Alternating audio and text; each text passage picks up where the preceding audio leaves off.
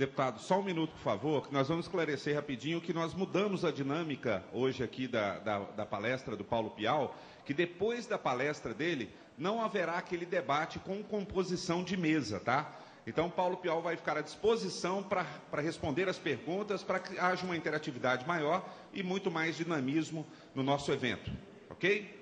Então, com vocês, deputado Paulo Pial. Boa tarde. Bom, boa tarde a todos. Queria inicialmente agradecer ao nosso presidente Nivaldo, cumprimentar todas as senhoras e senhores produtores, agradecer também ao nosso prefeito Marcos Coelho, ao Natal, secretário da Agricultura, meu amigo, companheiro Paulo Romano, meu companheiro também, ex-deputado federal. E eu vou ser bastante breve, porque o que importa mesmo é a gente depois fazer uma interação, porque cada um está com aquela velha dúvida. Quer dizer, como é que está esse negócio do Código Florestal, né?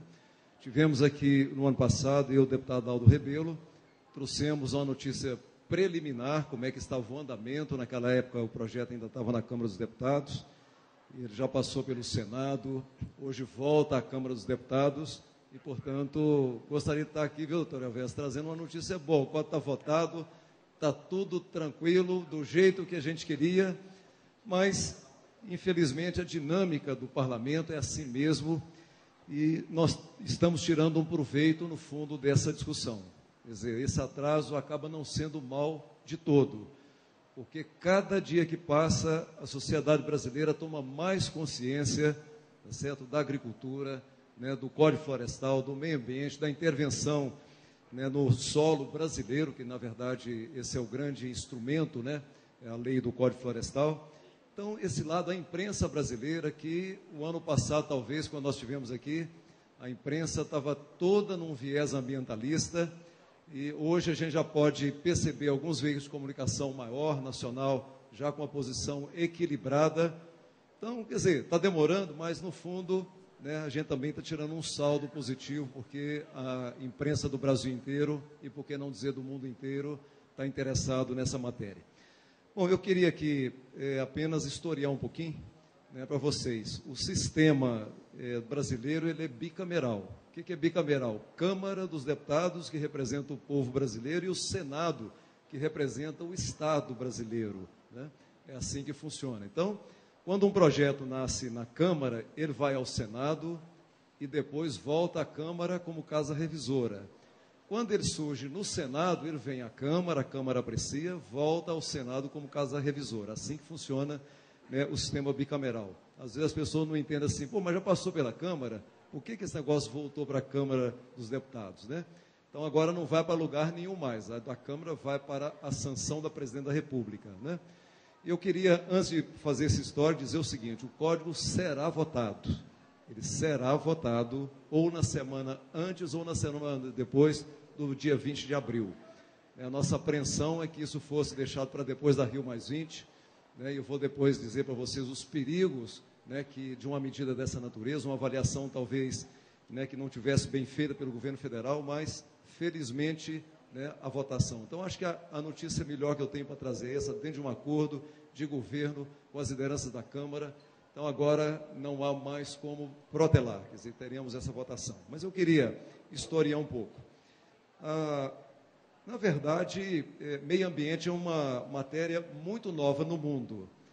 Eu já tive a oportunidade de falar aqui o ano passado, mas é bom a gente sempre ter essa consciência. A primeira conferência mundial, né, da Organização das Nações Unidas, que congrega em torno de 200 países, né, foi em 1972, na Suécia e Estocolmo.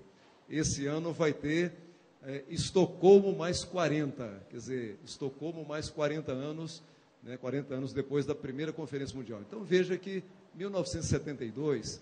a gente estava aqui com o Cerrado brasileiro em franca expansão, né? Polo Centro, estava borbulhando essa questão desse Centro-Oeste, o Sulino subindo, Bolsa de Arrendamento, quer dizer, o Cerrado brasileiro estava acontecendo, porque não dizia a região norte.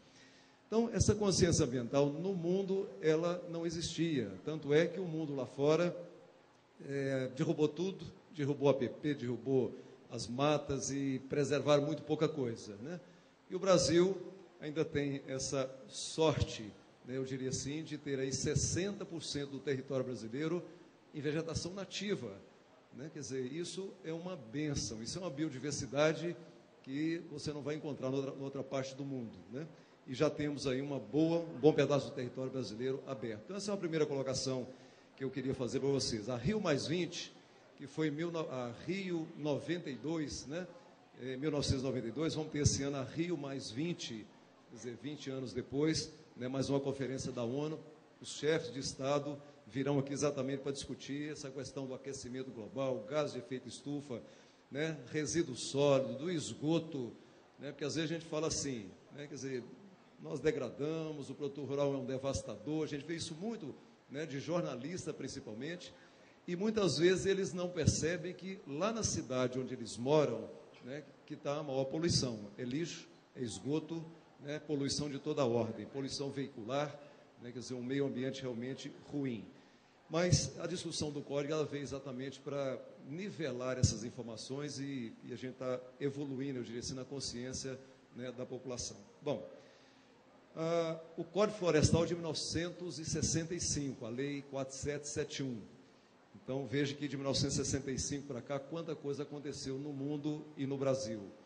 De 1965 até 2008, muita coisa aconteceu nessa reformulação do Código Florestal.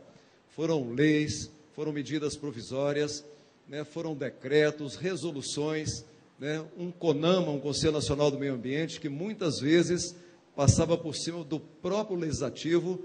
Quer dizer, eles só podem decidir em cima de uma lei, mas muitas vezes ultrapassavam a lei. Então, veio criando essa confusão que é a lei ambiental brasileira atual. Eu sempre digo que isso criamos um monstrengo, né? A lei, medida provisória 2166 de 2001, uma medida provisória, quando ela é publicada, ela já passa a valer, ela foi apreciada pela Câmara, não foi apreciada pelo Senado da República, ela foi reeditada 3 vezes, depois virou lei, quer dizer, sem apreciação do Congresso, sem participação da comunidade brasileira, e assim veio construindo, remendando, né? Nós falávamos, em 1934, na época de Getúlio Vargas, em 3/4 da floresta, aliás, 1/4 da floresta, 25% tinha que ser preservada para efeito de energia, não tinha o viés ambiental. Depois, 65, você coloca ali que 5 metros, né, ao lado dos cursos d'água tinha que ser preservado, né, falava de preservação de floresta como reserva legal. Depois, 88, vem a ampliação das reservas legais, 20%, 35% e 80%. Né, também vem depois as faixas de 30 a 500 metros. Então, são medidas que foram sendo tomadas nos gabinetes, sem discussão com a sociedade. Então, pelo menos agora o Código Florestal ele está em discussão, ele está em debate, né, ganhando a conscientização ambiental, mas, sobretudo, ganhando a consciência de que o produtor precisa de ter tranquilidade, né, e paz para trabalhar. Mas de 2001, dessa medida provisória 2166 até 2008, eu estou falando o marco 2008 porque é 22 de julho de 2008, né, isso está permeado no Código Florestal, quase todos os capítulos, né, da lei do Código Florestal. Que marca é essa, 22 de julho de 2008? Foi quando o ministro Carlos Mink editou o decreto 6514. O decreto 6514, de 22 de julho de 2008, ele regulamentou uma lei de 1998, que é a Lei dos Crimes Ambientais, a Lei 9605. Lei dos Crimes Ambientais é uma lei dura, que dá multa, que dá cadeia, multa de 50 milhões até. Então, é uma lei realmente muito dura. Mas 10 anos se passaram, ninguém teve coragem de regulamentar a lei, e chega o Carlos Mink, lá da beira da praia do Rio de Janeiro, né, e meteu a caneta e fez. Nós ficamos muito bravos com ele.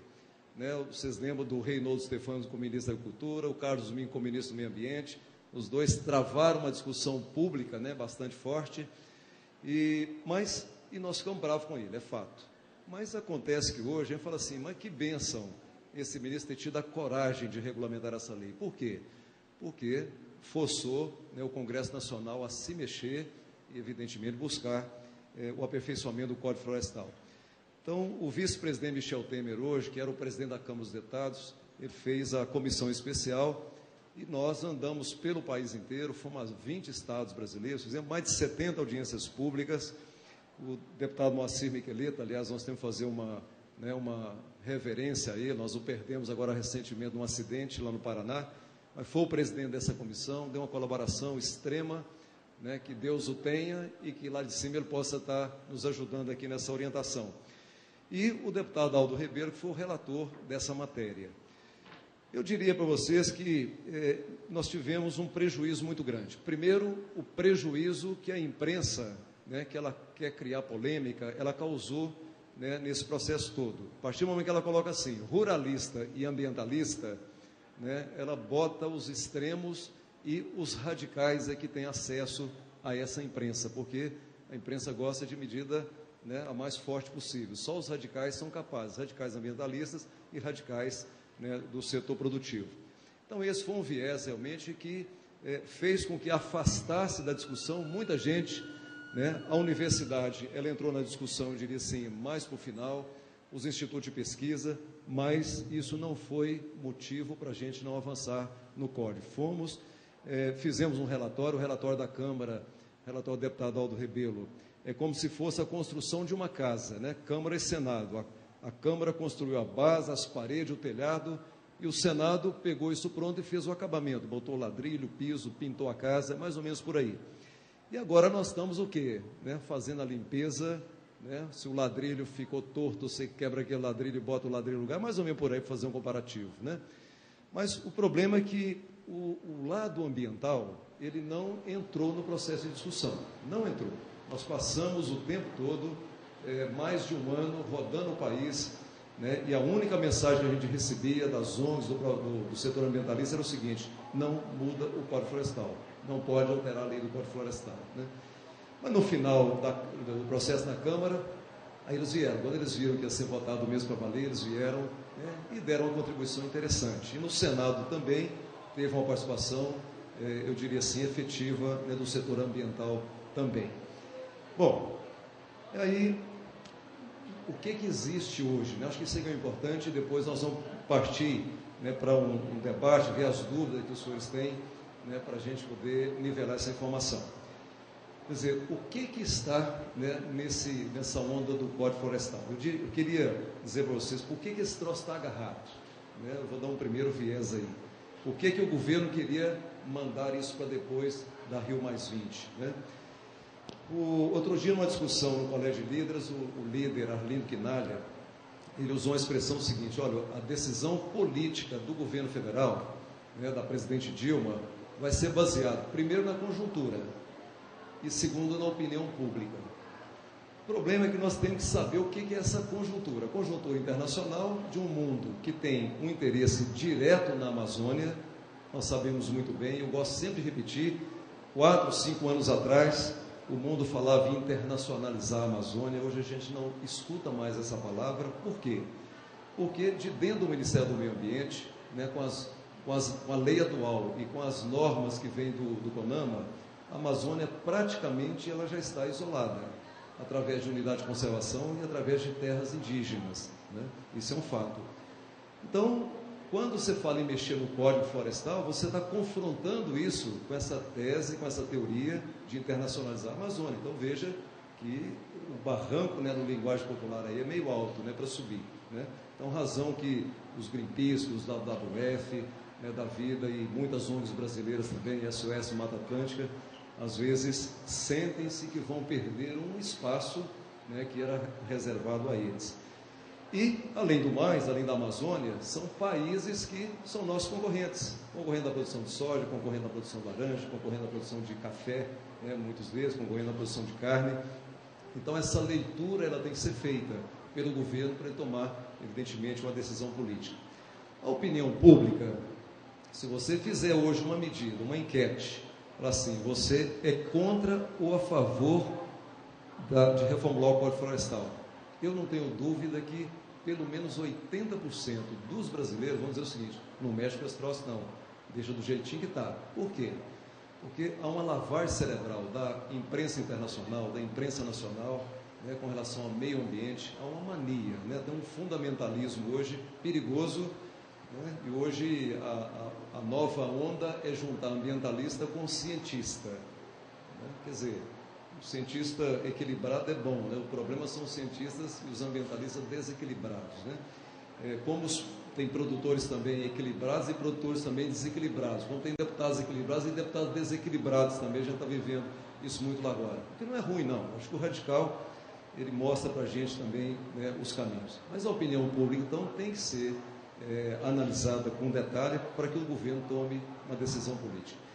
Eu tenho a impressão que agora, nesses últimos dias, né, com uma conversa que o próprio deputado Aldo Rebelo, hoje ministro do Esporte, teve com a presidente Dilma, que o nosso ministro da Agricultura, Mendes Ribeiro, também teve com a Agricultura, e o ministro Mendes Ribeiro, ele não é do ramo, mas é uma pessoa muito inteligente, muito boa, e tem trânsito direto com o presidente Dilma.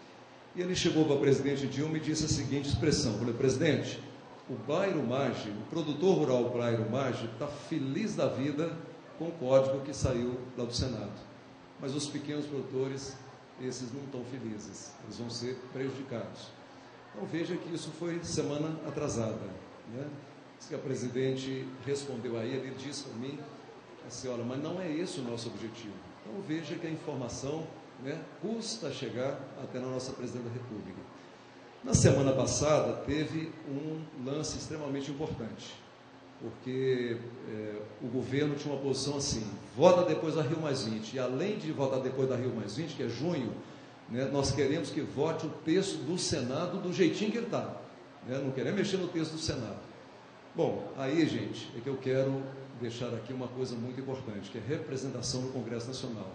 Nós estamos vivendo lá hoje essa posição firme desses bravos deputados ruralistas. Eu digo ruralista porque isso virou um termo pejorativo, né, e nós não temos que ter vergonha de dizer. A gente chama hoje, até mudamos o nome, era bancada ruralista, hoje é Frente Parlamentar da Agropecuária, né? Mas esses bravos deputados que, numa mobilização permanente, né, a frente, ela mobilizou os outros partidos políticos, né, e na semana passada nós atrelamos, olha o risco que nós corremos, atrelamos a Lei Geral da Copa ao Código Florestal.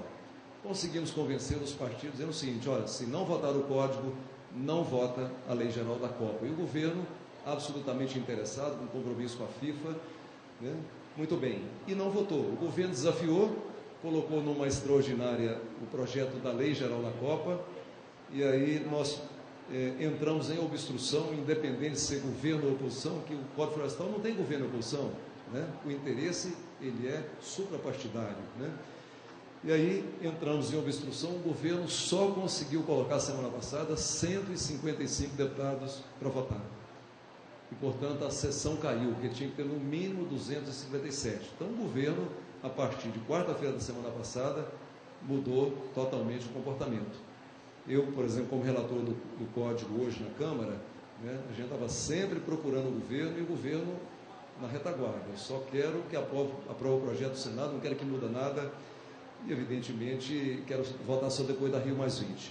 A partir de quarta-feira, mudou completamente. O governo se mexeu, o governo hoje está procurando para a gente achar um texto, eu diria assim, de convergência máxima possível, porque não há consenso numa matéria dessa natureza, não tem jeito. Não tem ninguém que busca consenso na matéria do Código Florestal, os interesses são muitos, interesses internacionais, interesses nacionais, interesses de produtor, de ambientalista, então não há como. Mas o importante é que o governo enxergou e votamos ontem a Lei Geral da Copa, é muito importante dizer isso, porque, vejam bem os senhores, se a gente continuasse com esse confronto da Lei da Copa do Mundo, futebol, paixão dos brasileiros, com o Código Florestal. Nós seguramos semana passada, talvez daríamos conta de segurar essa semana.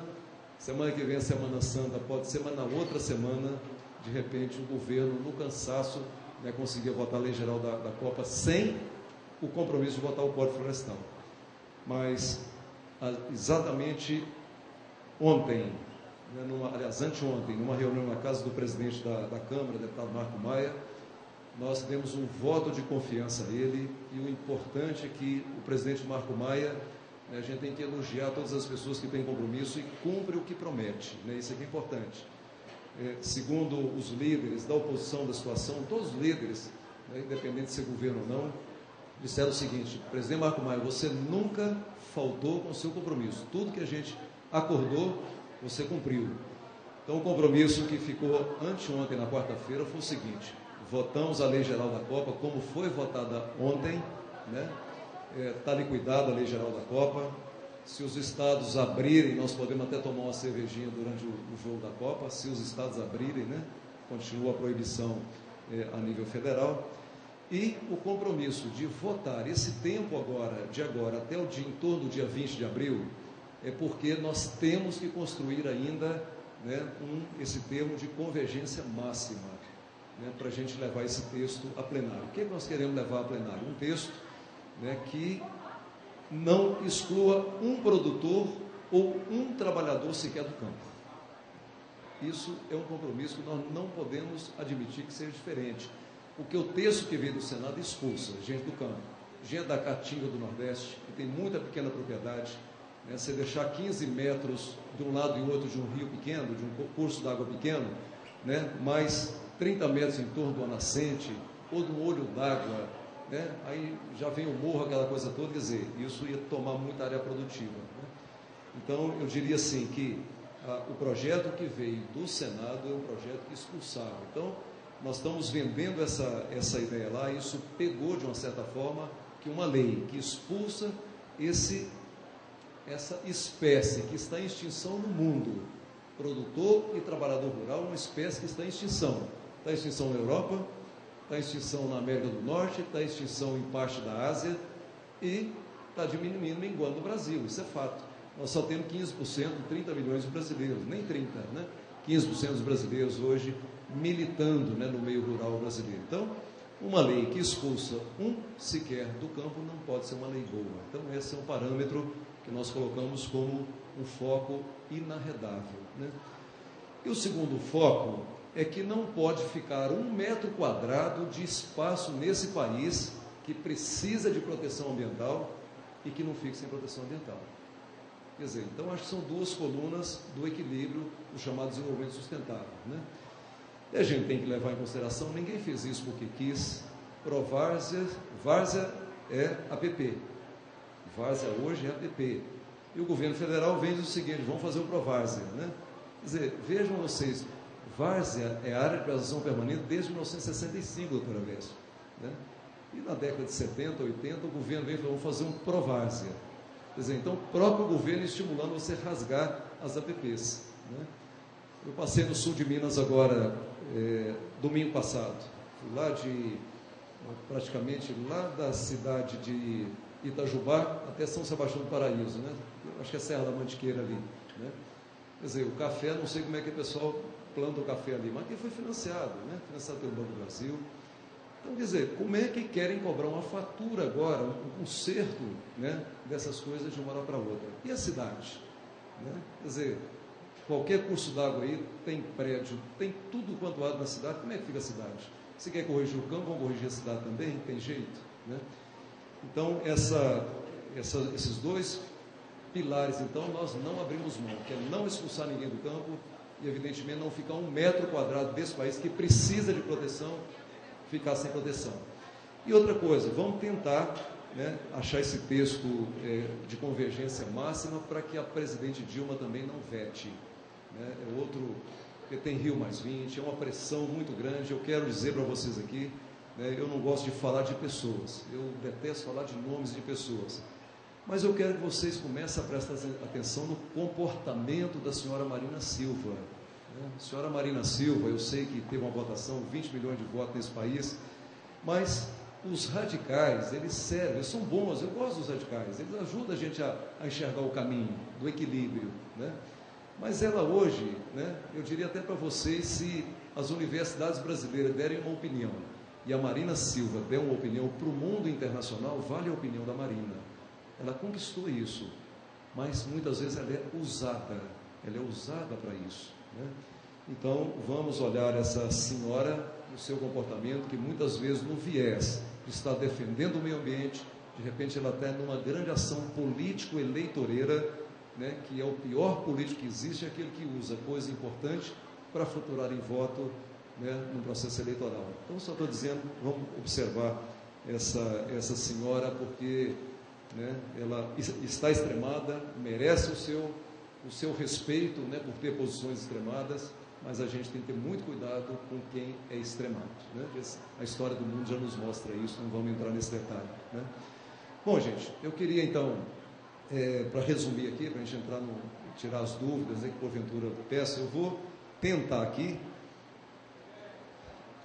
falar alguma coisa a respeito assim, o que é importante, está importando no Código do Meio Ambiente. Vamos começar pelo meio ambiente.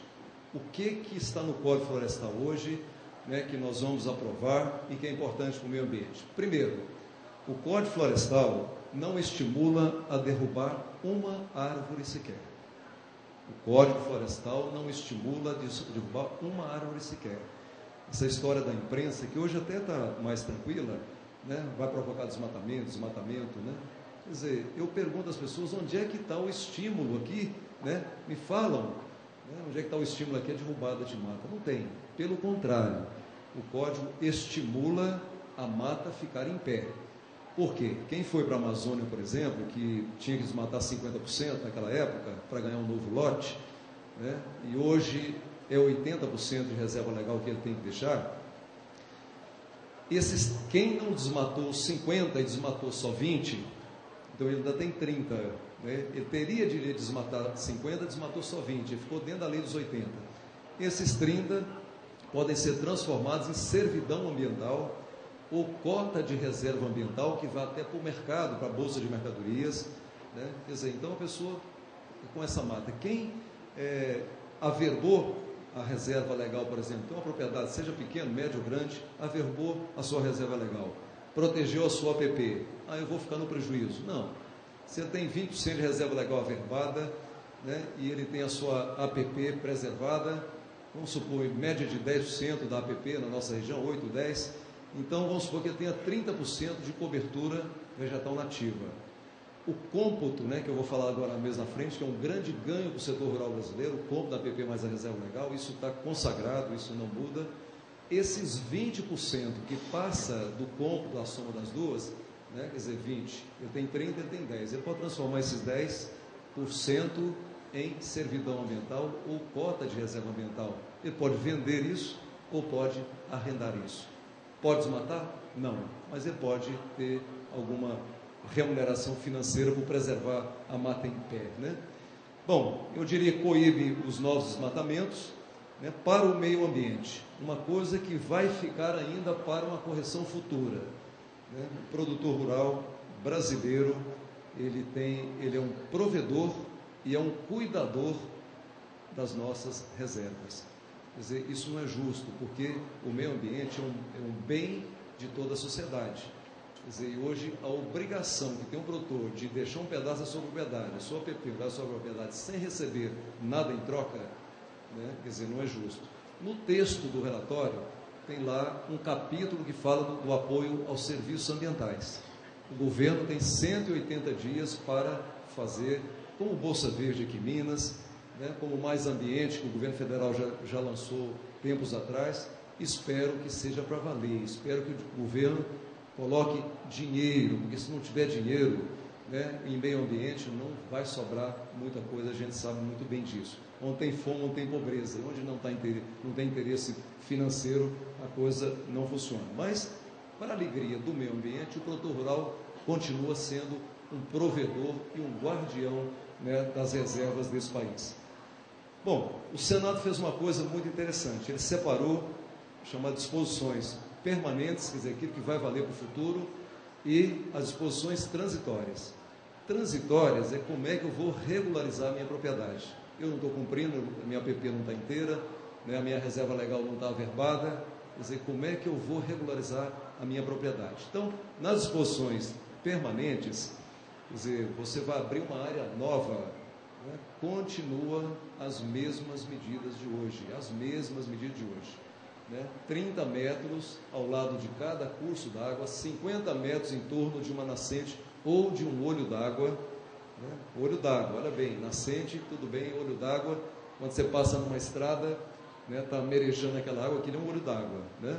Uma cava de uma rodovia, né? Aquilo ali né, pela lei você tem que deixar 50 metros em torno. Então eu falei para o ministro do Meio Ambiente hoje de manhã, eu falei, olha, essa história do olho d'água é mais uma lei para não ser cumprida. Quer dizer, devíamos ter tirado o olho d'água dali, não tiramos na Câmara, não tiramos no Senado, incompetência nossa, ou pressão demais ambiental, que eles não admitiam que o olho d'água saía, a nascente tudo bem, né? Mas está ali. Mas eu queria dizer a você o seguinte, essa medida, que em nenhum outro país do mundo tem 30 metros de cada curso d'água, corra o ano inteiro ou não, tá certo? Pode ser intermitente, 30 metros no mínimo, e vá até 500 metros. Eu tive com a área técnica do Ministério do Meio Ambiente, eles não têm nenhuma informação de universidade, de parte nenhuma do mundo, né, que justifique uma mata ciliar com mais de 100 metros. E o Brasil elevou isso a 500. E está permanecendo 500 porque nós não demos conta de andar, de caminhar, de evoluir nessa matéria dos 500 metros. Então, estou dizendo, isso é um ganho ambiental, né, para o meio ambiente. No caso da reserva legal, continua a mesma coisa, 20% no centro-sul do país, 35% na transição para a Amazônia e 80% na região amazônica de reserva legal. Os índices para as áreas novas que vão ser abertas continuam as mesmas. Eu não vou chegar aqui nas áreas consolidadas, tá? Bom, solo e água, isso é uma coisa que no corpo da norma do Código Florestal, toda hora fala de conservação de solo e água. Isso é muito importante, porque o mundo hoje está preocupado com comida, com energia e com água, né? Essa história de água não é brincadeira. O doutor Elvésio está aqui, um estudioso nessa matéria, né, sabe que já existem conflitos por água no mundo e isso vai, evidentemente, acentuar. Então, o Código está trazendo esse reforço. Bom, lei dos biomas, já tem o bioma da Mata Atlântica, né, quer dizer, a lei diz que será feito em 3 anos a lei para cada bioma, para o Cerrado, para a Caatinga, para a Amazônia, né, para o Pantanal, para os Pampas, que já tem da Mata Atlântica. São 6 biomas nesse país, né? Bom, o zoneamento econômico e ecológico, muitos estados já têm esse zoneamento, né, econômico e ecológico, né, que é extremamente importante para a participação da sociedade, definindo onde é que se pode produzir, onde que deve produzir, onde é que deve preservar, né? Bom, o cadastro ambiental rural, todo produtor, pequeno, médio ou grande, né, tem que fazer o cadastro. Ele vai ter prazo depois da sanção da lei para cadastrar onde é que está a sua reserva, sua APP, onde é que está a sua reserva legal, onde é que está a sua área produtiva, e esse cadastro é informatizado, vai lá para o meio ambiente, né? O Brasil continuará com 500 milhões de hectares de vegetação nativa, natural, 60% do território brasileiro, né? Eu já disse isso aqui, e mais um ganho ambiental, vereda, né? Vereda não é APP na lei atual. E na comissão especial nós incluímos vereda como APP, né? No relatório do deputado Aldo Rebelo, a vereda sumiu, nós não entendemos por que a vereda sumiu, mas sumiu, né? E voltou do Senado a vereda inclusa. Só que o Senado cometeu um erro, na minha avaliação, um erro técnico. Continua a vereda, mas ele está colocando uma faixa de 50 metros de área seca, né? A partir do espaço chamado brejoso ou encharcado, né? Então, isso nós achamos, nós consultamos a Embrapa, toda medida que nós estamos tomando aqui, a gente está consultando a Embrapa, a universidade, né, para a gente não ficar no achismo, né? Então, nós estamos tentando ver se regimentalmente nós podemos continuar com a vereda como APP, eu acho que deve ser, né, que é um espaço, é uma nascente praticamente a vereda, né? Mas sem 50 metros, isso é uma perda de área produtiva grande, sem, evidentemente, a necessidade para tal. Então, gente, eu falei um pouquinho aqui rápido sobre o ganho ambiental que está contido, né, dentro do atual código. E para terminar, para a gente partir, que já estou falando muito, vamos dizer o que há de ganho para o setor produtivo, né? Primeiro, o cômputo da reserva legal com a APP. Isso o Brasil inteiro pediu isso, né? Se você tiver na sua propriedade 20% de área de preservação permanente, APP, você não precisa de ter nada de reserva legal, zero. Quer dizer, o cômputo chega em 20 e pronto. Isso é para o presente, para a regulação da propriedade, e isso também é para o futuro, né? Na região de transição, 35%, na região, né, da Amazônia, evidentemente, 80%. Mas na nossa região, somando a APP, viu, Zé Carlos, com a reserva legal, né, 20%. Esse foi um ganho de área realmente extraordinário. O pequeno produtor, até 4 módulos fiscais, não precisa de recompor a sua reserva legal, né? O que ele tiver de reserva, aí você fala assim, bom, então ele tem que ter só a arrecadação permanente? Não. Se ele tiver reserva legal, ele não pode desmatar também. Mas ele pode colocar o que ele tiver de remanescente, né, como servidão ambiental. Aquilo ele pode arrendar para um que não tem, para compensar, ou pode vender aquilo até na bolsa de mercadoria, fazendo com que a mata em pé seja realmente o mais importante. A consolidação, né, não está consolidando ainda, aqui eu vou falar para vocês onde é que está o ponto principal da briga hoje na Câmara, mas a consolidação está definida. Eu passei, como eu falei, no sul de Minas, né, o café está lá em morros acima de 45 graus, que é APP, mas fica. Para dar um exemplo extremo, eu brinco com os jornalistas, falo assim, se o pico do Everest fosse aqui no Brasil e tivesse um café lá em cima, no pico do Everest, essa área está consolidada.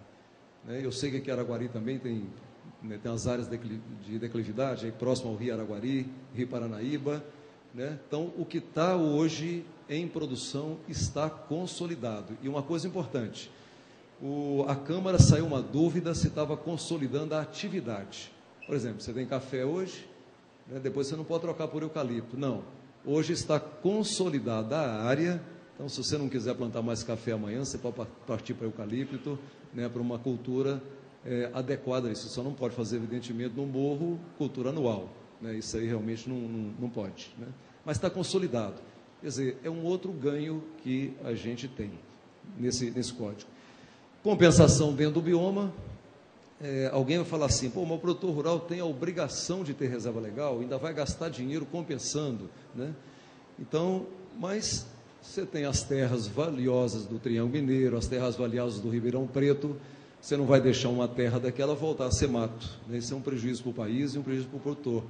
Então, como nós estamos numa área de cerrado, nós podemos compensar uma área aqui em Araguari, em qualquer região de cerrado do Brasil, até na Amazônia, que a Amazônia também tem cerrado, né? Lá tem espaço que é 20% de reserva legal, né?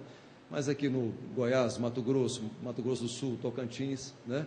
Piauí, quer dizer, onde tiver cerrado e a gente quiser continuar com uma área em produção aqui em Araguari, nós podemos, evidentemente, compensar isso em outros estados dentro do bioma. Claro que não é assim, vou comprar uma área lá em Tocantins, uma área barata lá.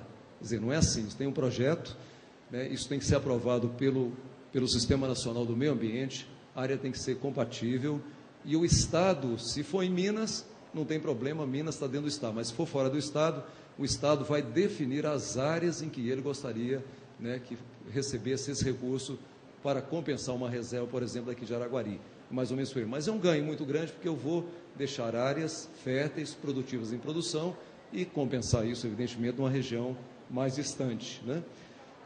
Vale a lei da época. Quem provar que a fazenda foi aberta, né, antes de 34, ou antes de 65, ou antes de 88, foi quando partiu para as faixas de 20%, 35%, 80%, né? Pode, se conseguir provar isso, não precisa de ter reserva legal. Quer dizer, vale a lei da época. Agora, como é que nós vamos provar isso? Isso é que o Marco Aurélio de Mello, o ministro do Supremo Tribunal Federal, disse o seguinte, vai ser uma enxurrada de ações, né? E vai, porque eu vou querer provar que a minha propriedade, meu pai, meu avô, meu bisavô, abriu essa propriedade aqui no ano tal, se ele abriu antes da lei valer, né? E aí os sindicatos rurais, né, a associação pode muito bem prestar esse assessoramento jurídico, né, para verificar quando que realmente a lei passou a valer. Então, se eu conseguir provar, através de uma cédula de financiamento, através de uma reportagem, através de um documento qualquer, né, eu não preciso nem de ter a minha reserva legal, né, que vale a lei da época, né? Isso é um outro ganho que está aqui no nosso texto também. A várzea no mundo inteiro é produtiva, aqui no Brasil, várzea, hoje na lei atual, ela é APP, né? Nós estamos tirando a várzea de ser área de preservação permanente, né? Também um ganho. O arroz do Rio Grande do Sul, por exemplo, é todo em várzea, né, praticamente. Bom, está terminando, gente. A APP de Rio, chamada APP ripária. Como é que a lei atual está? a partir do ponto de cheia máxima, da inundação máxima, a partir dali eu vou colocar 30 no mínimo a 500 metros. Quer dizer, nós trouxemos no texto atual para a calha do rio, onde ele corre normal o ano todo, quer dizer, não leva em consideração a cheia, a enchente, né? Então, a APP fica a partir do barranco do rio, de 30 a 500 metros, e na consolidação, né, de 15 a 100 ou de 7,5 a 100, esse é o ponto que eu quero finalizar discutindo aqui, que é o artigo 62.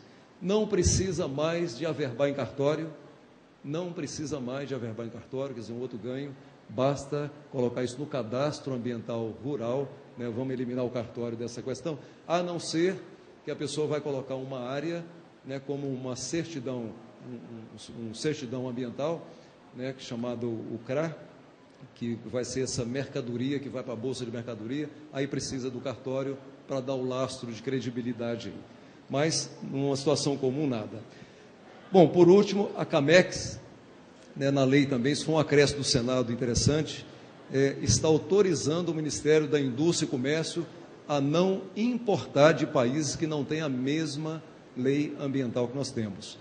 E aí eu posso assegurar para vocês uma coisa, não tem nenhum país do mundo, de expressão, é claro, pode ter lá uma ilha que é turística, não vamos contar isso, mas não tem nenhum país do mundo que produza, né, que tenha uma economia de média para cima, que tenha uma lei com maior rigor do que a nossa. Não tem.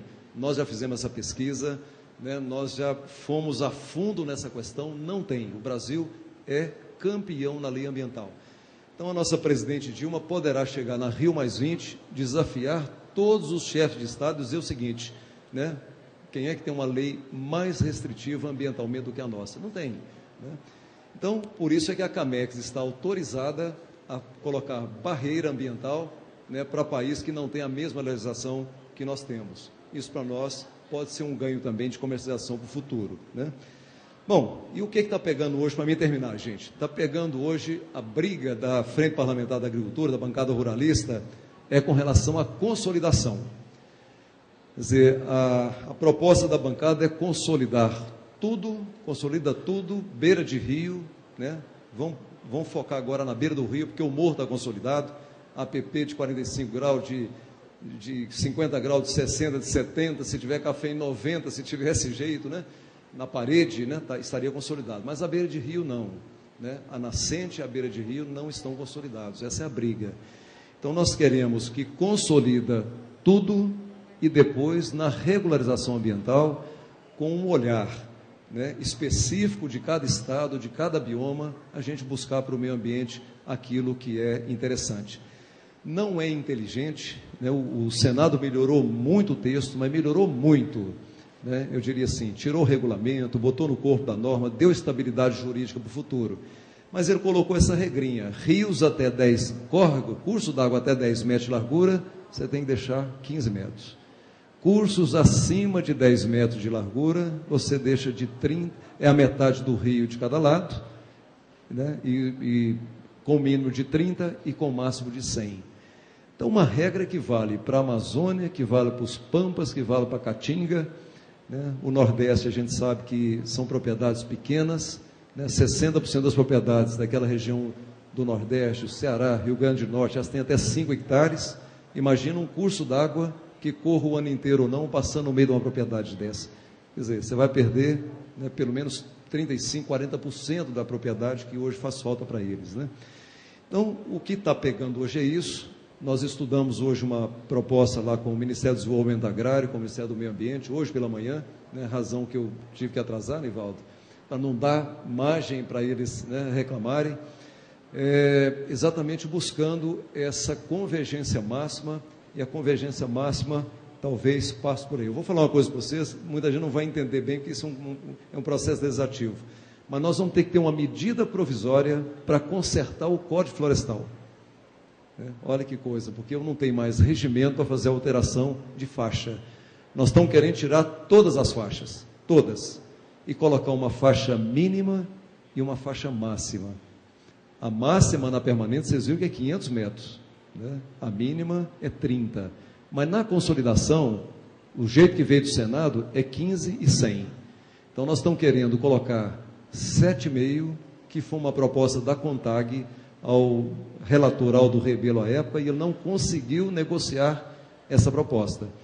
Então, nós estamos voltando com essa proposta original para ver se a gente estabelece uma faixa mínima de 7,5 metros, ou 5, como estava no Código de 1965, e limita em 100 para quem tem que regularizar a sua propriedade. Então, nós estamos presos hoje nesse item, né? A bancada ruralista bateu o pé, quer consolidar, evidentemente o governo quer manter as faixas. Mas acho que nós vamos chegar numa convergência aí, né, quem sabe nessas próximas 2 semanas, para em torno do dia 20, a gente está entregando ao Brasil, que ninguém aguenta mais falar de discussão de Código Florestal. O Brasil inteiro quer isso absolutamente votado, para segurança de todo mundo. Bom, vamos lá para o debate. Quero agradecer a atenção de todos.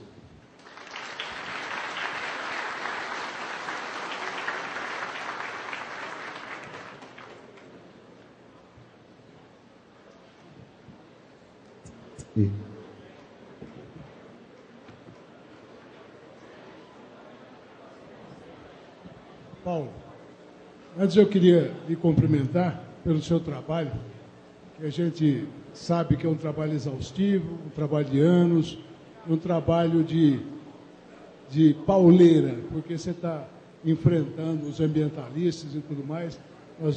Eu, como produtor, eu valorizo muito o seu trabalho e acho que os companheiros aqui presentes, sem dúvida alguma, tá?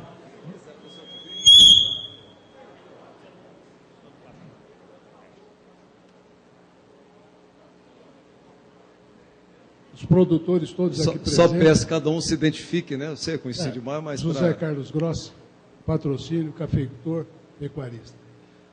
Bom, repetindo que você está de parabéns e nós sentimos muito felizes por ter você, um mineiro aqui da região, trabalhando nisso. E nós já nos conhecemos há muitos anos, estamos aqui na região. Ô Paulo, você falou a respeito da reserva legal, sobre que agora, pelo que eu entendi, não precisa mais ir ao cartório. Então, só preencher o documento que nós vamos ter que preencher agora e, logicamente, colocando as coordenadas, estaria resolvido. Então, nós não precisamos mais pegar o engenheiro florestal, no nosso caso, do IF, levar na nossa área, ele falar assim, aqui não pode porque tem mais de 45%, aqui não pode porque não sei o quê, porque tem um brejo, aqui não pode porque isso ou aquilo. Então, agora nós estamos no limite de 20%, pode ser tudo APP, vira reserva legal, com APP é tudo, com 20% satisfaz as exigências. É isso, não é? Muito bem. A gente tem viajado muito por aí e você não acha, é lógico que todos nós queremos ter um meio ambiente bom para nós, para nossos filhos, para a humanidade como um todo. Você não acha que nós estamos muito querendo ser melhor do que o rei com relação às leis florestais? Porque no mundo a gente não vê essas exigências todas, não é? Que se faz aqui, inclusive você mesmo falou, e está aqui no Código Florestal, que se eu derrubar uma árvore, eu posso pegar de 3 meses a não sei quantos anos de cadeia e tudo mais. Você não acha que essas leis estão todas feitas contra nós? Porque uma das dificuldades que eu tenho é eu aprovar qualquer coisa, até eu fazer o meu licenciamento ambiental, a lei só existe contra mim. Eu quero licenciar, mas não consigo, porque o governo aqui em Minas não tem gente capacitada, ninguém quer assinar, porque se ele assinar, ele está correndo um risco, ele ganha muito pouco, e tudo isso mais. Gostaria que você respondesse, eu tenho mais perguntas.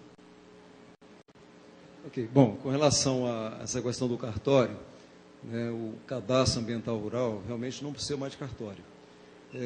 O pequeno agricultor, abaixo de 4 modos, o agricultor familiar, que inicialmente o pessoal queria apenas o agricultor familiar, né, sendo beneficiado desse processo todo. Aí foi uma briga, mas já saiu da Câmara sim.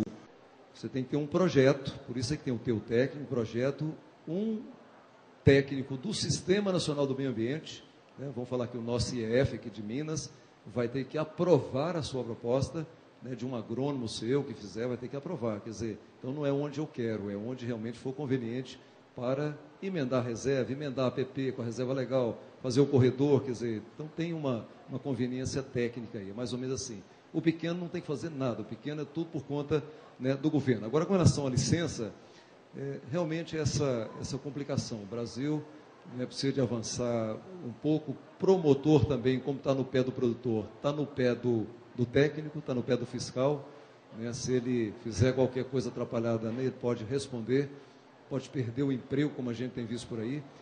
Mas olha o que estão querendo colocar no Código, o que colocar no Senado, né? O Brasil tem 480 espécies de árvores em extinção, cadastrada pelo IBAMA, 480 espécies. Então, tem um item, né, do relatório que veio do Senado, que fala o seguinte: onde tiver uma planta em extinção, uma aroeira que tiver por aí, né, para você ter uma licença ambiental, só o IBAMA pode dar essa licença, só o IBAMA, né, o órgão ambiental federal. E tem que fazer uma oitiva. O que é uma oitiva? Anunciar uma audiência pública, né? De repente você tem um pé de aroeira no meio de 1.000 hectares, exagerando aí, de piqui, exatamente. Então, é isso. Então, nós estamos tentando, né, vai à votação, evidentemente, tirar isso como exigência, né, exatamente porque que o órgão estadual não pode fazer isso. Pode, para agilizar exatamente a licença. Bom, pelo que eu entendi, eu não posso simplesmente lançar no meu cadastro, eu não sei como é que chama o cadastro que vai ser lançado, as coordenadas e eu determinar onde vai ser a reserva legal.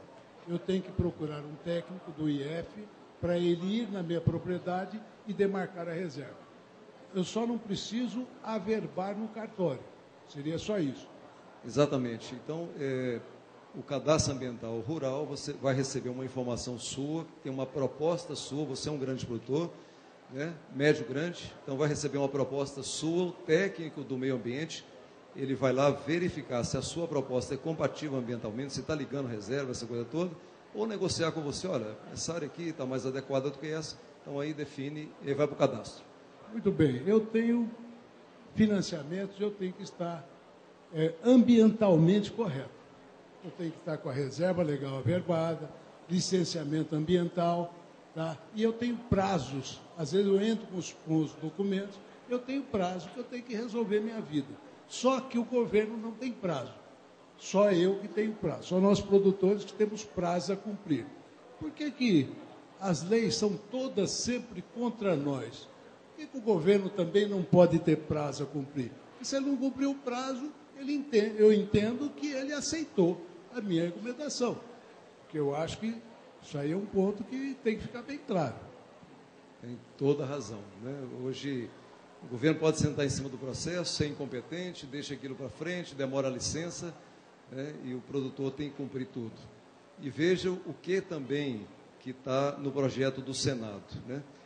Para começar a ir a campo esse projeto do novo Código Florestal, na nossa avaliação, tem 3 anos aí de carência que não vai acontecer nada, porque o governo federal tem 6 meses, mais 6 meses para adaptar o cadastro e o programa de realização ambiental. O governo do estado também tem 6 meses, mais 6 meses, né, para poder adaptar o cadastro e o programa de realização ambiental. O produtor tem 1 ano, mais 1 ano, prorrogável por mais 1 ano, para poder fazer o cadastro e apresentar a proposta, né, das suas reservas.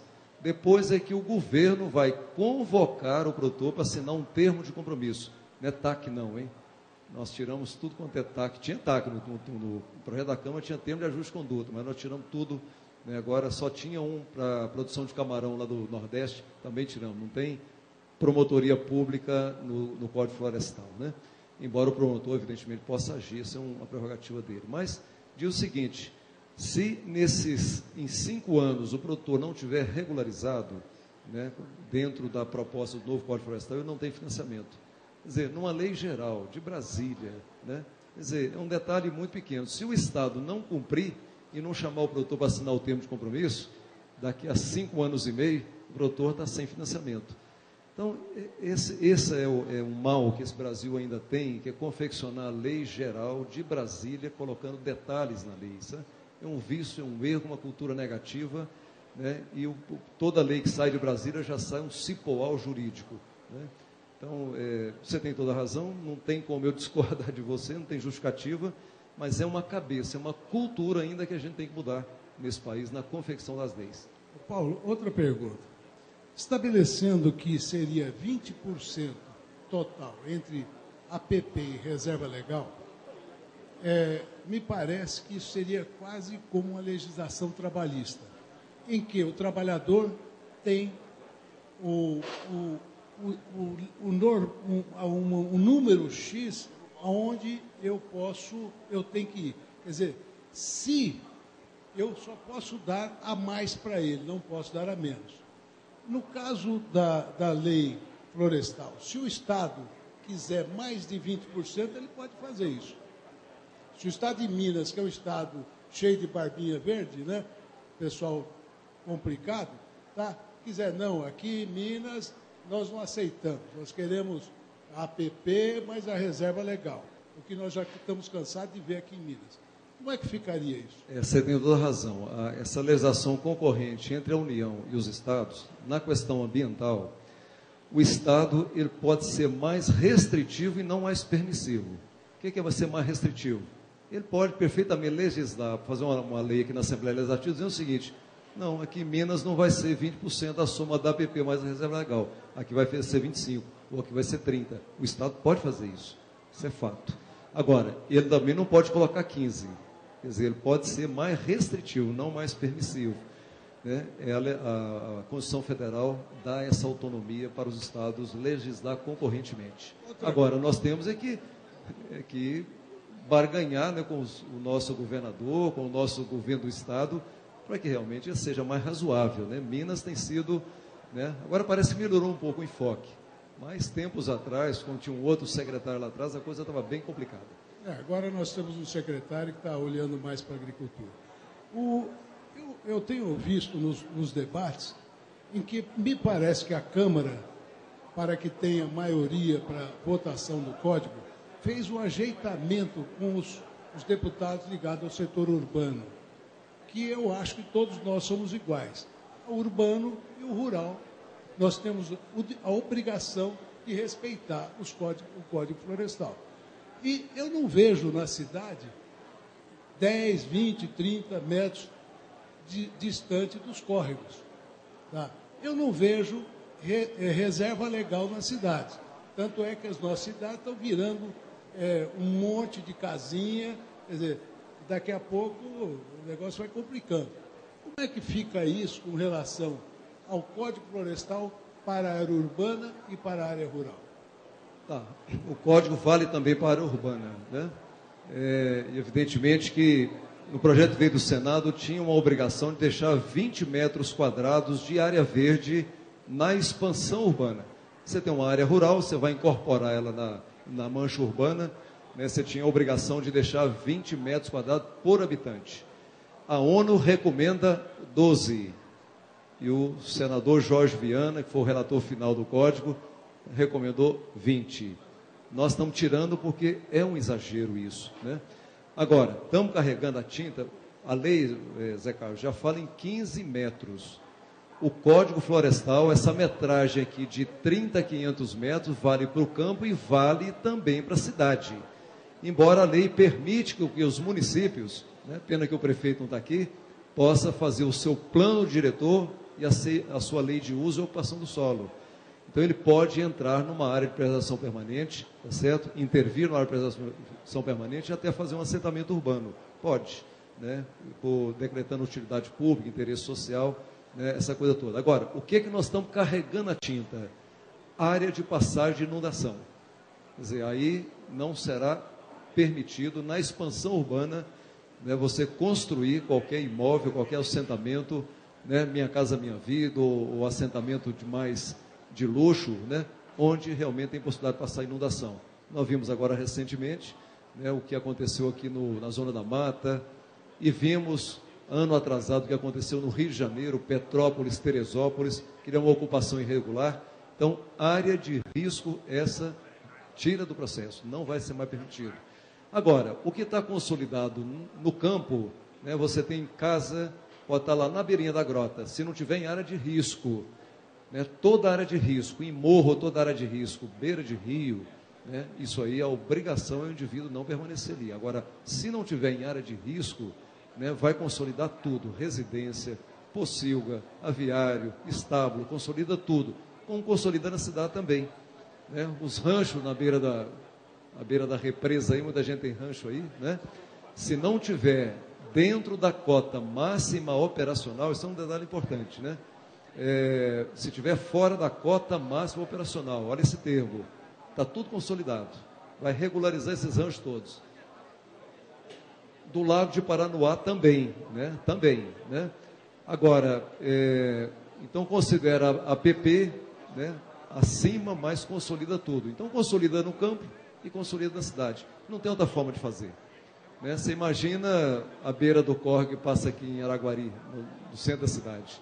Né? Uberlândia, Rondon, Uberaba com a Leopoldino de Oliveira. Toda cidade tem um córrego que passa. Né? Como é que você desmancha aquilo tudo? O Rio Tietê lá em São Paulo. Né? Marginal Pinheiros. O Rio Tietê em São Paulo, gente, só para vocês terem uma noção, eu estive fazendo os cálculos, pela lei atual, você teria que desmanchar mais ou menos 500 metros, que ali é uma várzea, né? O rio sobe, a inundação vem, a APP além da inundação, então mais ou menos 500 metros na Marginal Pinheiros e na Marginal Tietê, teria que ser tudo desmanchado, aquilo é meio ambiente, é APP. Quer dizer, infelizmente nós vamos conviver com as inundações, conviver com as enchentes, né? É um erro que cometemos aí no passado, mas não tem como consertar isso, né? Vai ter que fazer ação paliativa. Nós temos muitas perguntas. Eu gostaria de lembrar, quem quiser fazer a pergunta por escrito, as meninas estão aí para recolher os papeizinhos, e eu vou pedir a todos que sejam o mais objetivos possível, para a gente atender todo mundo. Obrigado, deputado João Alberto, diretor da ACA. Eu tenho duas questões para conversar com o senhor. A primeira é com relação à nossa condição de produtor rural. Nós adquirimos uma área e o que nós pagamos vamos dizer, literalmente doado para o restante do mundo, porque é a reserva ambiental, para preservação de oxigênio, etc. Vou entrar nesse detalhe. E nós somos a classe produtora que fazemos isso, estamos submetidos a isso. Em Nova York, ontem foi dado o exemplo aí, que existe uma área de preservação da água lá, que os caras bebem água na torneira sem tratar, porque a cidade paga o pessoal que é onde tem as nascentes por isso. Eu gostaria de saber, eu vi o senhor relatando em algum momento aí, que áreas excedentes nós podemos ter alguma retribuição, ou vendendo, né, a área para outros, ou às vezes locando, ou arrendando, como o senhor disse. Mas eu entendo que quando nós compramos a área de preservação ambiental, ou temos lá a APP, e deixamos aquilo lá sem poder usufruir, e o resultado daquilo lá é para todo mundo, eu acredito que nós deveríamos ter algum tipo de retorno. Não que eu entenda que deveria destruir aquilo lá porque é meu, não, eu acho que isso aí tem que realmente preservar. Mas eu entendo que porque nós investimos no capital nosso, nós teríamos que ter um pouco de retorno do restante da comunidade. Porque um cara que monta uma indústria, eu não tenho uma parte dele lá, não usufruo nada dele. E eu, na hora que eu compro uma propriedade rural, ele tem uma parte, usufrui de alguma coisa minha. Então, eu gostaria de saber se isso aí está sendo visto. A segunda coisa é que nós vemos aí que quando existe essas reservas ambientais em propriedades pequenas, o foco não é alcançado, porque o desequilíbrio acontece. Um exemplo, o senhor tem lá uma propriedade de 10 alqueiros, tira 2. Se tiver em cima, longe da água, aquilo lá vai acontecer um desequilíbrio ali, com certeza. Animal não vai viver ali, porque o senhor da nossa região, o senhor sabe, nós temos aí até 4 meses de seca, onde nenhum bicho, nenhum animal silvestre fica lá. Ele tem que descer lá no coco para beber água, tem meus cachorros lá, pega ele, então, vai morrer, ali não vai preservar. vai ter um desequilíbrio de fauna ali. E de flora também, porque ele não come uma raiz ou uma semente qualquer. Um exemplo lá no meu sítio, por exemplo, tem uma trepadeira lá, está tomando conta das árvores lá, que com certeza é um desequilíbrio que está acontecendo lá. Está acabando lá com a reserva, as árvores estão sumindo, os negócios estão sumindo. Quer dizer, quando a gente faz isso, nós estamos só atendendo à lei ou nós estamos alcançando o foco que é da preservação ambiental realmente? Muito obrigado. Tá bom, vou ser bem conciso aqui o seguinte. Primeiro que no Código Florestal diz o seguinte, em 180 dias, o governo federal tem que estabelecer, né, um programa de incentivo, de apoio à preservação ambiental. Espero que o governo faça, né, e realmente possa compensar os produtores, né, por esse bem que é um bem coletivo, é um bem de todos, é um bem de 192 milhões de brasileiros, não é um bem apenas de 30 bilhões, né, que ainda estão militando no campo brasileiro. Então, isso é a lógica, viu, João? Isso não há dúvida, todos concordamos. Agora, você sabe muito bem que o governo gosta de botar dinheiro onde dá voto, né? Viu, João? Onde dá voto. Infelizmente, eu disse aqui o ano passado e repito, né? A eleição ainda é o câncer desse país, né? Porque tudo converge, a eleição de 2 em 2 anos, tudo converge para esse raio desse processo eleitoral, né? E aí o governo bota dinheiro onde? Onde dá retorno, né? Para ganhar a próxima eleição. Isso é triste ainda, é um atraso nosso, né? E às vezes não quer colocar dinheiro onde precisa, né, que é para compensar um produtor que já doa uma parte da sua propriedade, né, para o meio ambiente, ainda tem que cuidar daquilo. E se entra o fogo na lei de hoje, se entra o fogo, você ainda é responsável, né? Fogo criminoso de qualquer jeito, o raio caiu lá, pegou fogo, você é responsável. A polícia ambiental vai lá, bota um boletim de ocorrência, estabelece multa, né? Que também na lei hoje está colocando, chama nexo causal, quer dizer, você foi culpado daquele fogo ou não foi, né? Quer dizer, está isentando, se você colocou criminosamente, você vai pagar pelo erro, mas se não, você não teve a culpa naquele fogo, você está isento da responsabilidade, porque pela lei atual, a responsabilidade é de quem está ali tomando conta daquilo, né? E a pequena, você tem toda a razão, quer dizer, isso tem que haver uma compensação, né? Economia e ecologia, tem que ser duas coisas que andam juntas. Se desatrelar, acabou. A África, a gente acha que tem, a África é uma grande reserva, né? A África só tem 7,8% da sua vegetação nativa. Os africanos já comeram o resto. Por quê? Pobreza, fome, não sobra uma árvore, não sobra um bicho, né? Então, se não colocar dinheiro nisso, não sobra nada. Isso é a lógica. Felizmente, o Brasil está numa situação boa, eu diria assim, econômica, financeira. Somos a sexta economia, não somos um país rico ainda, 10 mil dólares de renda per capita. Está muito abaixo dos outros países que têm 30, 40, 50 mil dólares de renda per capita. Mas, felizmente, a nossa economia, pelo tamanho do Brasil, pelos recursos naturais, a gente é a sexta economia, vão ser a quinta, se Deus quiser, daqui a uns dias, passando a França, né? Mas não é justo com o produtor, né, que está lá, cuidar disso para o universo do mundo e, sobretudo, do Brasil. Mais uma pergunta? O deputado Paulo, eu queria saber, sou Wagner Barbosa, estudante de Direito da Unipac Araguari. Eu queria saber sobre o que você falou e desse código, que, pelo que eu ouvi você falar, ele vai ser só uma cascata em cima do código de 65, no qual só vai acrescentar a regularização para as pessoas se regularizando, mas isso não vai atrapalhar mais ainda a agricultura, que muitas vezes a gente precisa mais, que hoje a gente vai tentar regularizar, encontra obstáculos entre o EF, promotores que não dão oportunidade. Muitas vezes, os agricultores, eu vejo aqui na região de Araguari, eles tentam correr atrás, mas só que aí joga você vai no EF, não, você tem que ir lá em Uberlândia. Você vai em Uberlândia, você tem que ir lá. Você fica nessa, de gai em gai. Então, aí a pergunta de um rapaz também que perguntou para mim, que essa regularização da reserva legal, de 4 módulos, vai ser por CPF ou por escritura. Muito bem, boa pergunta. A lei está estabelecendo por matrícula, não é por CPF. Quer dizer, se eu tiver 2 propriedades de 4 módulos, eu tenho 8 módulos, eu vou fazer a regularização por matrícula.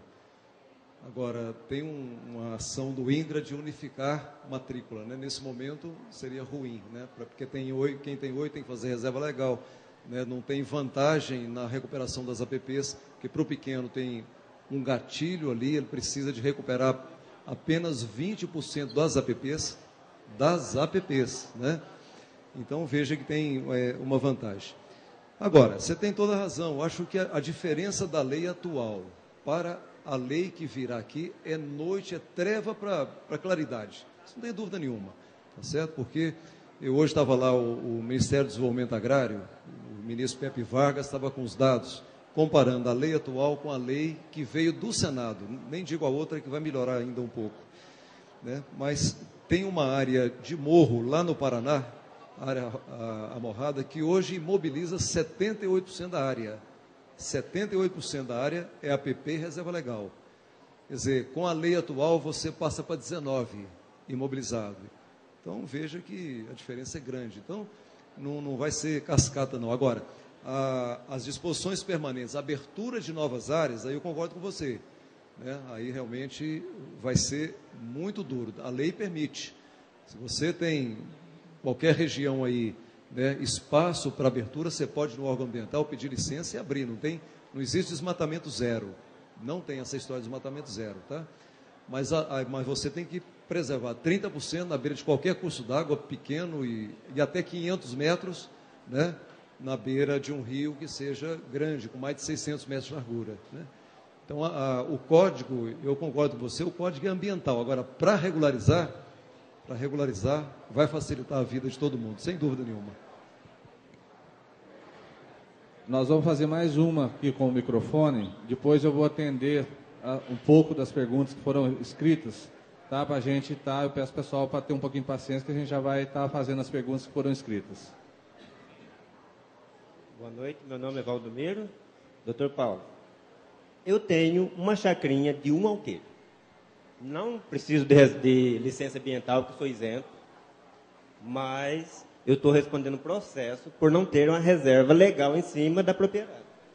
O promotor público me deu 10 dias para me explicar. E daí? Bom, solução, enrola o promotor até votar a lei.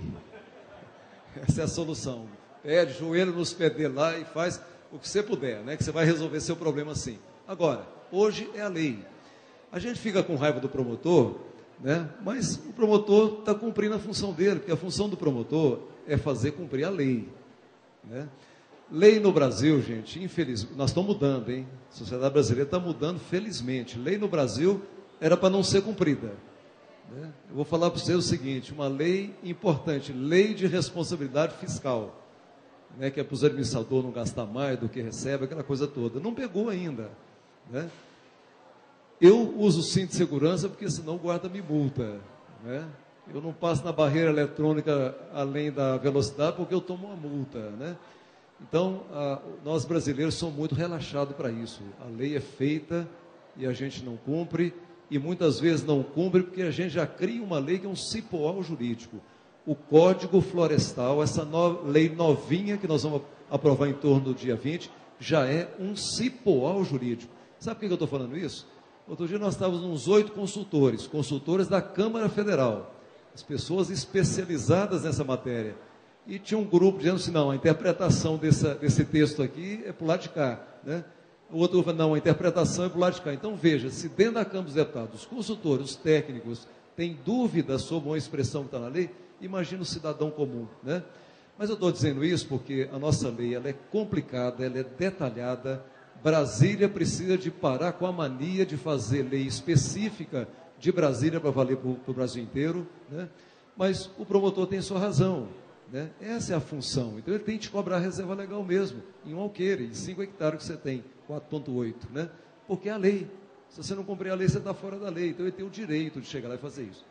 Espera, agora a partir do dia 20, eu acredito que vamos botar um tempo, a presidente tem 15 dias úteis para sancionar, 15 dias úteis. Vamos supor que a gente aprove dia 23, no dia 5 de maio, tá certo? Estará sancionado e aí você não precisa, o promotor vai largar seu pé. Não, isso aí vai resolver todo mundo. Deputado, agora nós vamos atender duas perguntas foram feitas pela plateia, está no telão.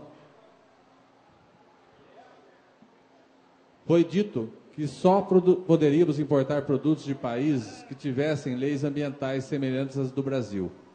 Como, se não há leis semelhantes em outros países? Exatamente, mas isso é uma prerrogativa nossa, né? Se a gente tiver de importar um remédio que o Brasil não produz, eu não vou botar lá a restrição, né?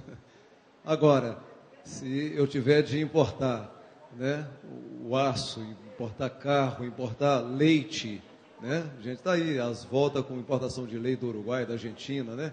E às vezes fazendo triangulação. E se eles não têm a nossa lei, a Camex está autorizada legalmente a dizer o seguinte: Uruguai, você tem a lei ambiental que nós temos? Não, não tem. Então, nós não podemos importar o seu leite. Aí é dentro do que interessa para nós, né?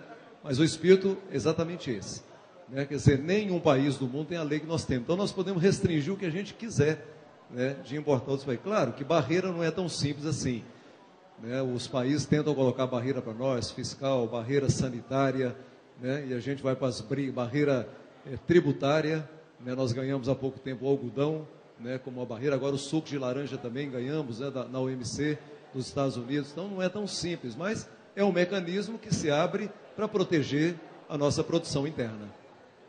Ok. Nova pergunta. Por que a China fez propaganda de ter drenado 6 milhões de hectares de várzea e aqui no Brasil é até proibido pisar no brejo? É isso aí. Zé Carlos Vilas Boas, Unaí. É isso aí. Você tem, bom, não precisa nem de comentar, né? Quer dizer, você tem toda a razão. Várzea no mundo inteiro é um espaço produtivo e aqui no Brasil é uma APP, né? Mas felizmente nós estamos tendo a oportunidade de corrigir isso agora. Voltamos agora com o microfone. Boa tarde, deputado. Meu nome é Valdir, sou engenheiro agrônomo, sou de uma região totalmente diferente dessa região aqui. Hoje mesmo cedo nós vimos para cá, nós passamos em cima da ponte, vimos aquele rio, já ficamos com vontade de botar um mangote ali já. Nós somos da região pobre do norte de Minas. E minha pergunta para o senhor é o seguinte, que eu vi o senhor falando sobre bioma e foi cometido uns erros aí na demarcação de biomas aqui no estado de Minas Gerais e principalmente prejudicando nós do norte de Minas. Tá? Eles colocaram o norte de Minas como Mata Atlântica. É até uma vergonha para Mata Atlântica chamar aquilo lá de Mata Atlântica. Aquilo é uma vergonha, aquilo é um xiel. Lá não tem nada, não. Aí, dentro disso aí, eu gostaria de saber do senhor o seguinte: nós que estamos lá na pobreza, naquela manchinha vermelha lá do secretário que ela mostrou aí, que é tido como pobre, nós temos um dos melhores cafés do Brasil. Isso aí, os compradores, os exportadores de café sabem disso. Nós temos médias altas, tá? Quero saber se nós vamos ser possível nós desmatarmos lá. Nós queremos é desmatar mesmo, porque lá não tem nada aberto. Lá é tudo fechado. Você compra uma fazenda de 100 hectares, é 100 hectares fechado. Deixamos a reserva, tiramos a APP, vai ser possível desmatar sem como está hoje lá. Porque hoje, se tiver um pezinho de qualquer coisa, já não deixa. Obrigado. A Mata Atlântica, ela está imune de corte. Isso é fato. Agora, o presidente do Sindicato Rural de Montes Claros, de Janaúba, de Januária, aquela região ali, né, eles me procuraram ainda no ano passado, né, antes da votação do Código na Câmara. E eu estava na Assembleia Legislativa na época e fui discutir o negócio da mata seca, né, caracterizando isso como um bioma da Mata Atlântica. Né. Certo ou errado, isso é um estudo, isso é discutível. Mas aí o pessoal foi lá e disse o seguinte: nós vamos poder vender como servidão ambiental ou cota de reserva ambiental. Essa cota, essa servidão na Mata Atlântica vai valer dinheiro. Eu tenho a impressão que você vai vender, né, essa mata com um valor muito maior, mas muito superior ao valor da terra nua. Muito superior. Então, quer dizer, você vai poder ganhar dinheiro, porque só tem 7% de Mata Atlântica em pé. Quer dizer, nós temos que ter 20%. Né? A região exige 20%. Então, como essa servidão, essa cota lá no Amazonas vai valer muito pouco, porque lá tem sobra de reserva, na Mata Atlântica tem falta de reserva. Então, poderá ser um bom negócio. Agora, aí é o seguinte, eu acho que o pessoal já fez isso, já foi para a universidade, já questionou o professor Escofro lá em Lavras, né, que na verdade ele é que fez o zoneamento econômico e ecológico, tem que questionar isso, tecnicamente. Né? Não adianta os produtores achar que não é Mata Atlântica. Quer dizer, o que é a universidade, o que a Embrapa diz disso? É ou não é? Eu conheço a mata chamada Mata Atlântica lá, né? É um meio forçação de barra, eu concordo com você, né? Agora, isso é um estudo, né? Não é achar que é ou que não é, né? Mas poderá ser um bom negócio ser mata seca com Mata Atlântica. Trabalhei 2 anos para o New Garden, Parque Botânico Nova York, catalogando planta da Mata Atlântica, é brincadeira. Estou falando, não existe, não tem como falar que aquilo é Mata Atlântica. O prejudicado no zoneamento ecológico foi só o norte de Minas. Você pega que essa região aqui, extremamente montanhosa, sul de Minas, tudo, é tudo ligeiramente médio. Chega lá para nós, é tudo alto. Nós coloca qualquer propriedade, está passando por licenciamento dentro do zoneamento ecológico e econômico. Nós somos desprestigiados. Eu concordo com você. Agora, vocês estão fazendo alguma ação técnica para poder provar o contrário? Tem essa ação lá? Por exemplo, tem um estudo de uma universidade, Viçosa, por exemplo, tem um grande instrumento de pesquisadores ali para descaracterizar aquilo como mata seca, porque o caminho é esse, né? A região nossa tem nicho de produção. Não é todo lugar que dá para se produzir, você entendeu? E nisso são poucos produtores. E quando tem pouca gente, como o senhor diz mesmo, tem pouco voto. Se tem pouco voto, tem pouca gente interessada em resolver a situação nossa. Esse que é o problema nosso. Bom, aí já é um problema para a representatividade da região, né, deputado? Eu queria só aproveitar o gancho da pergunta dele, que eu acho que é um complemento que pode interessar a plateia. O senhor colocou que ele vai vender, a possibilidade dele vender áreas, né, por ser interesse de preservação de Mata Atlântica. Vender para quem? Eu queria saber se não é o Estado que deveria pagar a ele um aluguel, como o João colocou, um valor anual, ao oposto do imposto pago, para que ele mantivesse essa área intacta. Essa vai ser a briga após a aprovação do Código Florestal. Essa briga não pode ser agora, mas você tem toda a razão. Né? Se eu tenho um bem, né, e eu disse aqui, que é de benefício para todos, não pode ser de responsabilidade de poucos. Né? Então, isso deveria a sociedade, como é o caso de Nova York. Nova York tem a parceria com os produtores da bacia, né, que deixam ali aquelas faixas tecnicamente recomendadas para não ter poluição, para não deixar entregado, para não ir resíduo, para não ir esterco, para não ir churume, tá certo? Para o curso d'água, não trata a água de Nova York, mas o produtor recebe por isso. Que é o caso aqui de Extrema também, o começo de um trabalho, Extrema aqui no sul de Minas, né, em que tem parceria da prefeitura com o apoio do IEF, da ANA, né, e que os produtores recebem alguma coisa, muito pouco, eu sei que é, mas já recebe alguma coisa para deixar aquela área preservada ali. Então, você está coberto de razão, tem toda a razão, mas essa briga, né, é a próxima etapa. Né, quer dizer, é o produtor receber por um bem que é coletivo. Nessa altura, boa noite, deputado. Sou Lecivan Pacheco, produtor de café na Bahia e com um pezinho agora em Minas. Deputado, eu assisti a explanação do Aldo Rebelo lá no Agrocafé em Salvador, e um dos méritos do novo Código Florestal foi tornar claras as coisas, né? Porque havia, como o senhor próprio falou, várias legislações concorrentes, normas, medidas provisórias, né? E estava um cipoal jurídico difícil de ser interpretado e entendido, e 80% talvez dos produtores na ilegalidade. Pois bem, esse mérito talvez esteja sendo perdido quando está se colocando alguns determinantes que eu imagino que o Estado vai ter pouco instrumento em verificar. Um é consolidação. Será se a gente tem fotografias, digamos, uma percepção do Estado do que já foi explorado, né, para dizer, bom, antes dessa lei já estava consolidado, portanto. Um outro que me pareceu curioso na explanação antiga e me parece que foi mantido no projeto do Senado é de que o desmate ele ocorre até 22 de julho de 2008, ou seja, ele regulamenta o desmatamento ocorrido até aquela data. Só que como o processo legislativo é tão lento, né, a gente tem aí 4 anos, portanto, né, que fica um limbo jurídico também para alguma coisa que o Estado acredite que foi desmatado nesse intervalo. Ok. Bom, eu vou começar por essa questão final, né? O desmatamento, tem um dado no Ministério do Meio Ambiente, que eles monitoram via satélite, que a partir do momento que se discutiu o Código Florestal, houve um desmatamento acelerado, sobretudo no Mato Grosso, né? Por quê? Porque quem desmatou levou vantagem. A verdade é essa. Agora, só que a linha de corte é 22 de julho de 2008. Se você desmatou irregularmente a partir de 22 de julho de 2008, estou falando irregularmente, se você foi no órgão, pediu licença, deu licença e desmatou, não tem problema nenhum. Agora, se você desmatou sem licença ou desmatou onde não devia, aí realmente você vai ter que responder, você não vai ter nem os benefícios dessa consolidação. Isso é fato. Então, esse é um ponto de discórdia hoje, porque nós gostaríamos que a linha de corte fosse na sanção da Presidente da República, quer dizer, que fosse agora em abril, né? Mas aí tem o outro lado também que não é brincadeira, né? Então, está um cabo de guerra, não está decidido essa parte não, mas vai ser muito difícil de mudar essa data 22 de julho. O pessoal queria recuar. Senadora Luísa Nunes, sim, senadora Luísa Nunes, aqui de São Paulo, queria voltar a 2001, na medida provisória 2166. Quer dizer, ia piorar muito a situação, né, para os produtores. Então, pelo menos ficou 22 de julho de 2008. Agora, aquele que fez o desmate ilegal, não sei o que vai acontecer por ele, está na unha do promotor. Bom, consolidação, vocês têm fotografia, né? Você falou que tem fotografia da área, tudo direitinho.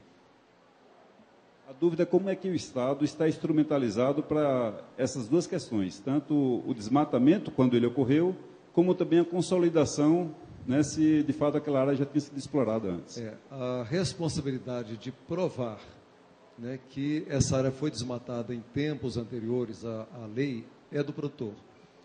Você pode provar isso de várias formas, né, como eu disse aqui, uma cédula rural, né, um financiamento, ou uma fotografia, um evento, quer dizer, acredito que não vão querer dificultar isso, né? Mas, se você tiver fotografia satélite, o Google, por exemplo, começou de um tempo para cá, quer dizer, é coisa recente, né? Então, quem tiver uma prova material, é só ir lá que está consolidado, não precisa de recompor reserva legal. Deputado, complementando dentro desse mesmo assunto, uma pergunta que está da plateia. Desmatei antes de 22 de julho de 2008 e fui autuado em janeiro de 2009. O que tenho que fazer para recorrer? Quais são os elementos para a defesa? Marcos Alvarenga Santinato, Oeste da Bahia. Bom, o decreto, né, que vai vencer agora de 11 de abril, exatamente trata dessa questão das multas, né?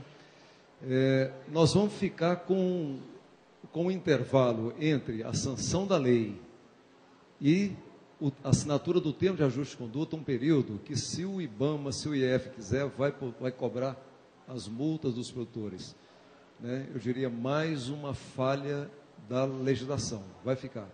Mas essas multas, elas estão sendo convertidas, né? Quer dizer, o promotor assinou um TAC, ou essa multa está ajuizada, né? Com a sanção da lei, você vai poder converter essa multa em serviço ambiental na sua própria propriedade.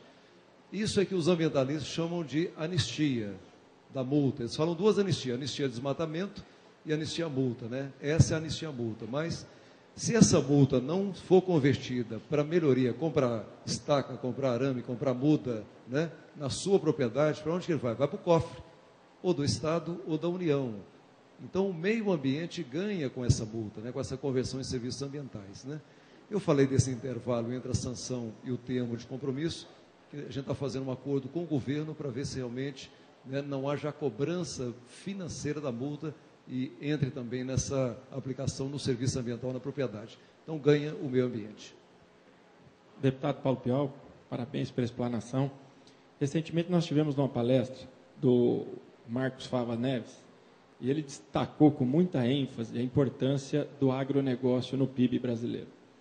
Eu gostaria que, se possível, se o senhor pudesse nos dar ideia, na época ele cogitou, falou assim, nós temos que fazer alguma coisa para o governo enxergar que nós somos importantes.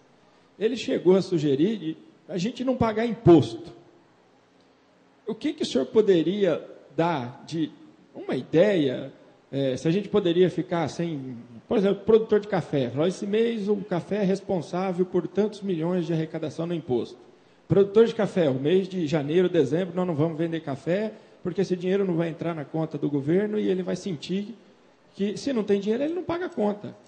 Então, e uma outra coisa que ele falou, deputado, eu acho muito interessante, eu vou plagiar a ideia dele e passar para o senhor aí. Ele gostaria, né, na palavra dele, que parado com esse negócio de bancada ruralista, e sim bancada da produção. E isso aí foi muito interessante, acho que serve o pessoal, porque bancada ruralista está taxando os produtores aí. Então, o que nós poderíamos fazer? Poderíamos pegar um mês aí, janeiro, fevereiro, março, produtores rurais não vendam nada. Não vai entrar nada no bolso do governo, ele vai sentir quanto custa a dor de uma saudade. Olha, a gente tem alguns caminhos aí, sabe? Primeiro dizer que hoje os subsídios no mundo, eu não sei, talvez o doutor Alves tenha essa informação, o Zé Carlos, a gente sempre fala o seguinte, o mundo paga $1 bilhão por dia, né, de subsídio. A vaca na Suíça, a vaca, né, lá nos países da Europa lá, recebe $1.000, $1.500, já você falou no Globo Rural, tem $2.000 para uma vaca por ano para ficar produzindo lá nas montanhas da Suíça lá, né? E outro dia me falaram que já chega a €1 bilhão por dia, quer dizer, mais do que $1 bilhão, né, por dia. Bom, exatamente por isso. Agora, por que lá eles fazem isso? Fazem isso porque eles têm uma economia diversificada, né, um pessoal que já teve guerra, já teve fome, né, sabe o valor da produção, né, sabe que é importante manter o produtor, sabe que não pode depender em termos de comida, né, totalmente de outros países, né? Então, o arroz no Japão, por exemplo, é uma planta absolutamente sagrada. Já caiu o primeiro-ministro que tomou uma medida errada contra os arrozeiros do Japão. Pra você ter noção o quanto que eles tratam isso lá com muita responsabilidade. Agora, esse Brasil é uma bênção, né? O Brasil é uma bênção. Enquanto você tiver produto barato na prateleira do supermercado, né? Quer dizer, ninguém vai valorizar. Não tivemos guerra, não temos fome. Tem fome nas periferias da cidade, pobreza tem, né? Então, o que nós temos que fazer, né? Se a comida é barata, ninguém valoriza o que é barato.